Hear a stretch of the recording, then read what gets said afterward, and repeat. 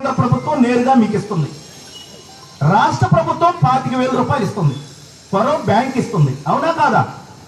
ప్రధానమంత్రి గారు ఇచ్చే ప్రధానమంత్రి ఆవాస్ యోజన పథకాన్ని మనం సద్వినియోగం చేసుకుంటున్నాం డైరెక్ట్ గా కేంద్ర ప్రభుత్వాన్ని ఇచ్చి. మోడీకి మనం కృతజ్ఞతగా ఉండాలా లేదా? కాబట్టి ఇన్ని రకాల అభివృద్ధి జరుగుతూ ఉంది. దీన్ని ప్రజల వద్దకు తీసుకెళ్లాలా, ప్రజలకు అవగాహన కల్పించాలా, ప్రజల్లో చైతన్యం తీసుకురావాలా. రాజకీయ పార్టీలు అంటే అన్ని రాజకీయ పార్టీలు కాదు.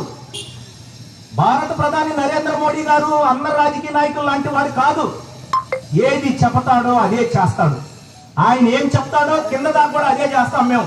ఈరోజు మేము భారతీయ జనతా పార్టీలో ఉన్నామంటే మేము ఆయన ప్రతినిధులు. మేము ఇక్కడ నేను కావాలి టౌన్ ప్రెసిడెంట్ ని. ఎవరైనా మాకు భారతీయ జనతా పార్టీ కార్యకర్తల దగ్గరికి కానీ మా నాయకుల దగ్గరికి కానీ లేకపోతే ఎవరికైనా వచ్చి కేంద్ర ప్రభుత్వానికి సంబంధించిన ఏ విషయమైనా మాకు తెలియజేస్తే మేము వెంటనే, మా పార్టీ ఒక నాయకుడిది కాదు, ఒక సిద్ధాంతపరమైంది. ఇక్కడ జరిగిన విషయాన్ని మేము ఢిల్లీలో చెప్పినా కానీ ఆమోదిస్తారు. కాబట్టి మీ అందరికీ ఒక విషయం చెప్తున్నాం, మా యొక్క కేంద్ర ప్రభుత్వం నుంచి ఎవరికి ఎలాంటి సంక్షేమ పథకాలు రాకపోయినా, ఎవరైనా ఇబ్బంది పెట్టినా మీకు మేము ముందు ఉంటాము, మీకు అండగా ఉంటాము, మీకు సపోర్టెడ్ గా ఉంటాము. కాబట్టి సంక్షేమ పథకాలను ప్రతి ఒక్కరూ సద్వినియోగం చేసుకోండి.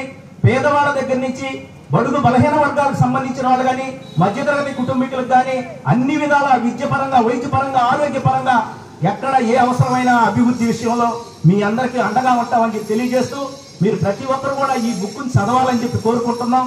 ఎక్కడన్నా ఎలాంటి ఇబ్బందులు ఉన్నా కూడా మాకు తెలియజేస్తే మీకు సపోర్ట్ చేస్తామని తెలియజేస్తున్నాం. అలాగనే విశ్వకర్మ యోజన పథకం ప్రతి ఒక్కరు కూడా టైలర్స్, మహిళలు ముఖ్యంగా మేము చెప్తున్నాం,